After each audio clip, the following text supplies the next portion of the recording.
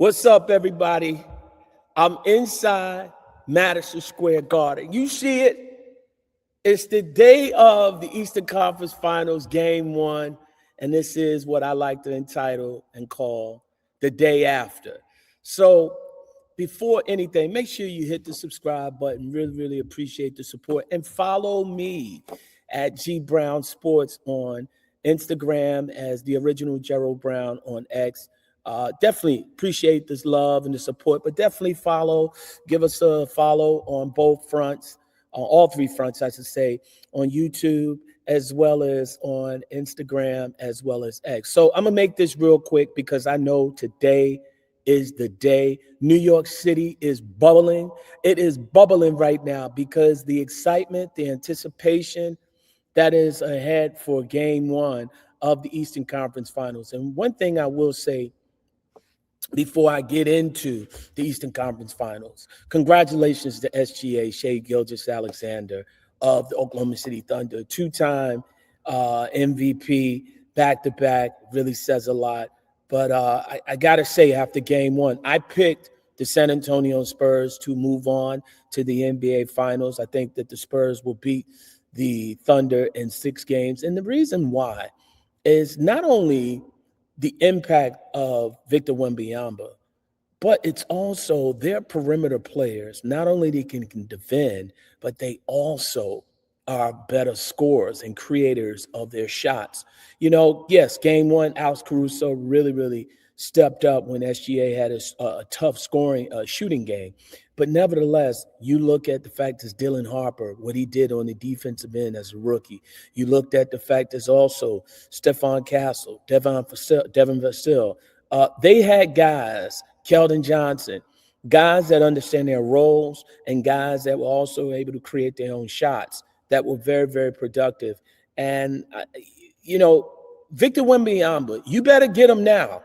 You better get him now because what Victor Wembanyama is showing us and showing the world in Game 1 of that Western Conference Finals, that Game 1 just really showed how much of a presence he is in that low post and in that paint. On the defensive side, he made guys, again, miss easy bunnies, getting to the basket, could not finish. His presence alone really makes teams do something that they're very uncomfortable doing, is value the possessions. You got to get perfect shots against the San Antonio Spurs. You got to make sure you're getting shots open because the rebounds, if he's anywhere near that basket, it's a problem.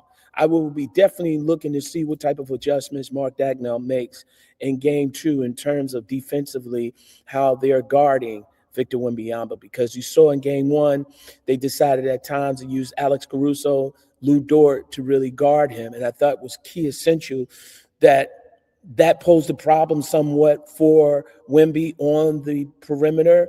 But, his IQ and obviously the willingness to utilize the 7'4" frame and go down in that paint, that became unstoppable. So when you're trying to defend that, you're going to really have to know how to coach to devise a defense to stop Victor Wembanyama and the San Antonio Spurs. And they did all this without De'Aaron Fox. Yes, it was a great game. These are two talented teams, and it's no slight on the Oklahoma City Thunder. You're just playing against a Spurs team that we are all witnessing a once-in-a-generation type of talent in Victor Wembanyama. And just imagine when he gets his grown man strength, I like to say, get into that grown man body. Can you imagine how unstoppable he's going to be? Because last night, give kudos to Chet Holmgren, it was just not enough. And they have been the Achilles heel for the Oklahoma City Thunder. Just be really curious to see what the type of adjustments, like I mentioned, that Mark Dagnall will come up with for Game 2. But I have the Spurs moving on to the NBA Finals. Eastern Conference Finals, look, this comes down to a couple of things. I have the Knicks winning this in 6, maybe 5 at best. And the only reason why I'm saying that, Cavs fans, is the fact is that when you have a guy like Donovan Mitchell understanding And again, in game 7, he showed a lot of growth in his game, and salute and kudos to him, because the decision to understand, listen, getting 30 will win you scoring titles. Yeah, 30, 40, all that stuff will get you scoring titles. But if you're going to have championship aspirations, you're going to have to understand how to make guys around you better and guys that are guardable. And what they did in that game 7 against Detroit, Jared Allen, you also saw Evan Mobley, very active guys. And that causes what comes with sacrifice, right? And I believe that, honestly, at this stage of Donovan Mitchell's career, the ability to be able to become a facilitator and a playmaker along with his scoring abilities, it makes the Cavaliers that much more dangerous. You know, obviously, James Harden numbers, if you look at it, wasn't up to the superstar standard. But let's be clear, James Harden is at the twilight of his career. So at this point, you got to use what you have to get what you want if you're the Cleveland Cavaliers. Now, the New York Knicks, the biggest concern that I have with them is how much rust will be a part of their rest. How much rust will they have in game 1? But if you look at the Knicks, they showed the blueprint of success for them. Karl Anthony Towns being AKA the facilitator, allowing Jalen Brunson and other guys to play off of Towns, and at times really make sure that they can continue to be dominant.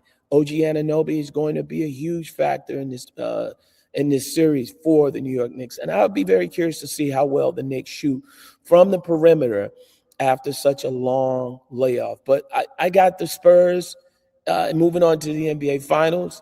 I got the New York Knicks moving on to the NBA Finals. And I'm just excited. New York City, get ready. Knicks Nation, Knicks TV, Knicks fans, Knicks whatever, the Knicks Nation. Knicks fans, Knicks TV, all that stuff. You know what? Knicks tape, everybody, get ready, because it's going to be an unbelievable ride. And I tell you, no disrespect to any other wonderful city, but I don't think there's another city like New York when you have the Knicks playing relevant basketball and this time of the year, deep into the spring, almost into the summer. The city is bubbling, and I'm out. Don't forget, we back on Wednesday. George Niang, NBA free agent, will join myself and Rick Mahorn. You know what we say? It's the day after.